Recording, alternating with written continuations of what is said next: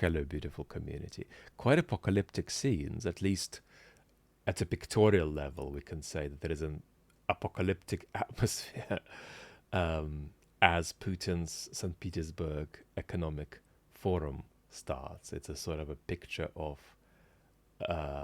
abnormality, decline, unsafety, strangeness, as this chapter develops, the latest chapter in Ukraine's war on Russian soil. You've got black pillars of smoke billowing up into the sky, got the sound of explosions, you've got Ukrainian drones overhead, you've got the internet partly off, you've got Ukrainians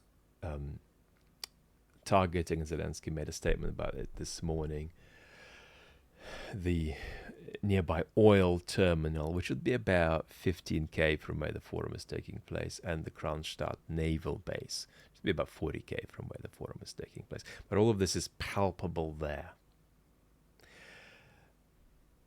The governor of Petersburg said that the forum would be a great opportunity to demonstrate sea-based technologies and drone technologies. That's certainly happening, but not in the way he imagined. It's a demonstration of Ukrainian war technology in action, drone technology in action.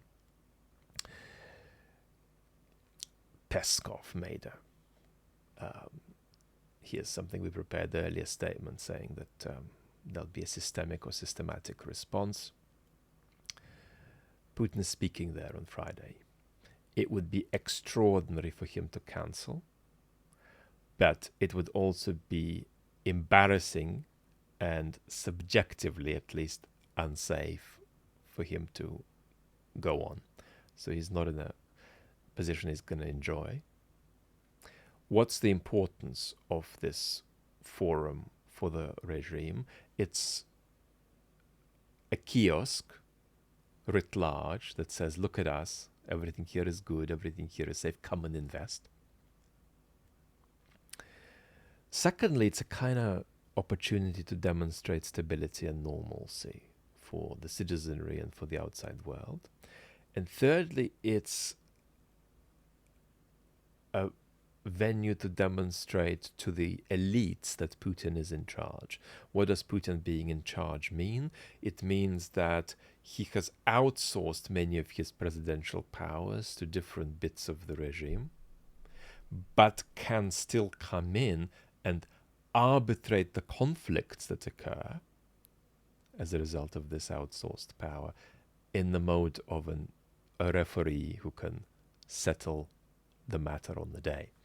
And it's, in my assessment, in part a subjective perception of that power declining on Putin's part, an alarmist subjective perception of that power declining, that got him into the full-scale invasion of Ukraine. That's a central element of his regime security concern that got him into the full-scale war. He wanted to concentrate power back in his hands. So this wasn't just a subjective mistake. It was real, this diminution of power. He was being increasingly sidelined relative to his previous levels of power. But he was also incredibly uncomfortable and paranoid about that decline. And so he decided to reconcentrate power in his hands, but he did so at the cost of making the power that he does hold more vulnerable. And then, of course, he had to keep outsourcing it as he went on with the war.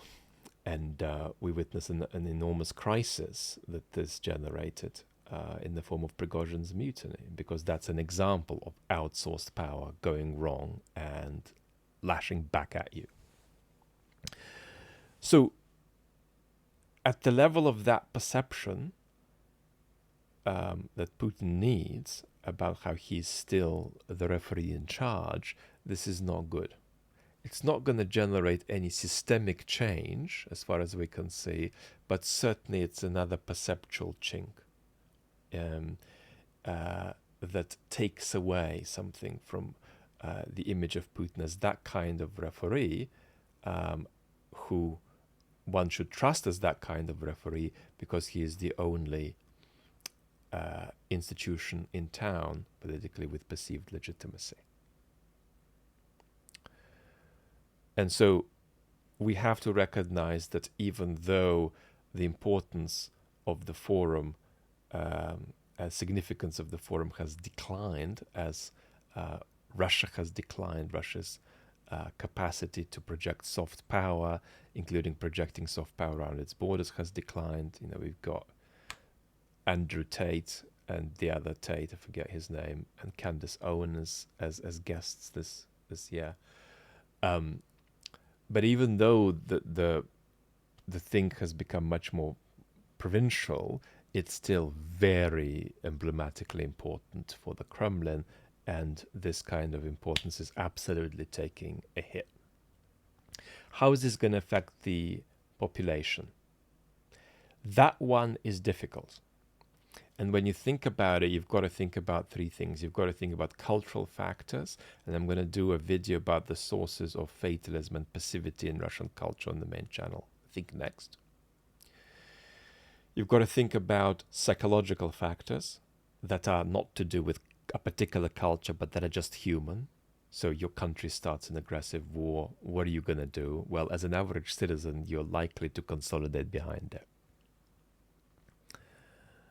You've got into a situation where your country's done some really bad stuff. What are you going to do? Well, you're going to try to not admit it. You're going to try to look away because of the pain of admitting it and the consequences of admitting it. And then you've got some social forces that are driving depoliticization across the globe. I won't legislate on them again, but they are more present. They are as present in Russia as they are in any place on earth. So Russia is a sort of an extreme outlier in many respects, a radical site of profound depoliticization. There are many other social forces at hand. Russia is also extraordinarily maligned by very deep kinds of disparities of social and economic power. But we're not going to talk about these social forces. What I think we need to understand is that allowing for the cultural, the psychological, and the social explanations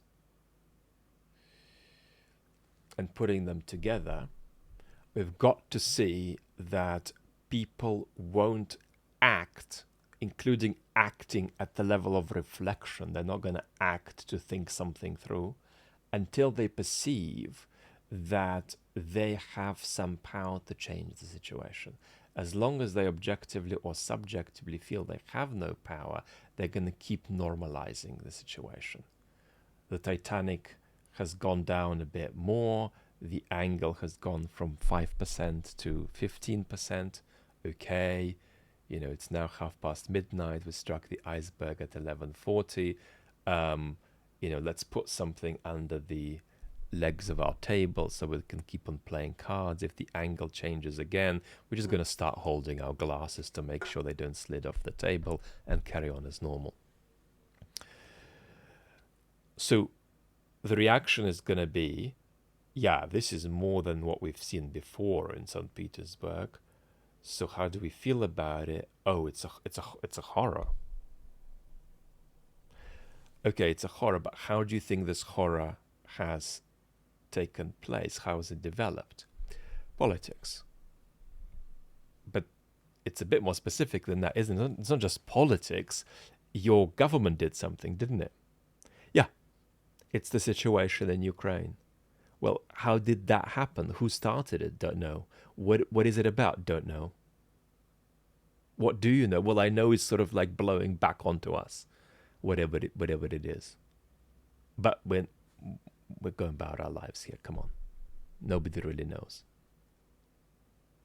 Okay, and so given that kind of depoliticized epistemic evasion, how do you feel about the drones? It's horrible, like weather, horrible weather, thunderstorm. What I worry that there are going to be more thunderstorms. It kind of looks like there'll be more thunderstorms. It looks like it'll keep getting worse. Do I trust the authorities to stop the thunderstorms? Nah. Do I trust them to not do things that are actually going to make the thunderstorms worse? No, but I don't really want to think about that. Right? That's depoliticization at an extreme. And so therefore, the war on Russian soil can get worse, but short of other things happening that lead to the perception of an alternative being available to the Russian population, we're going to have the sort of titanic normalization that I've discussed. As soon as there is the perception that an alternative is actionable, which would probably require a visible crack in the regime and some kind of events that have led to political mobilization bottom up, perhaps spurred on by some leadership, not necessarily liberal democratic leadership, well, then things can begin to change, even without very dramatic impacts on the population.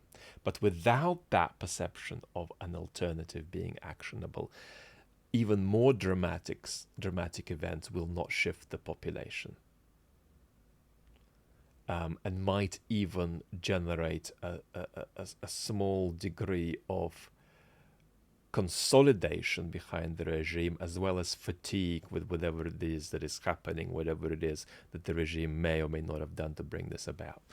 So that's bleak. And for us, it means let's not even be at 30 or 40% of copying that in the way we operate as citizens in our countries. Because if we do copy it, we get Trumps and Farages. Let's love beautiful community.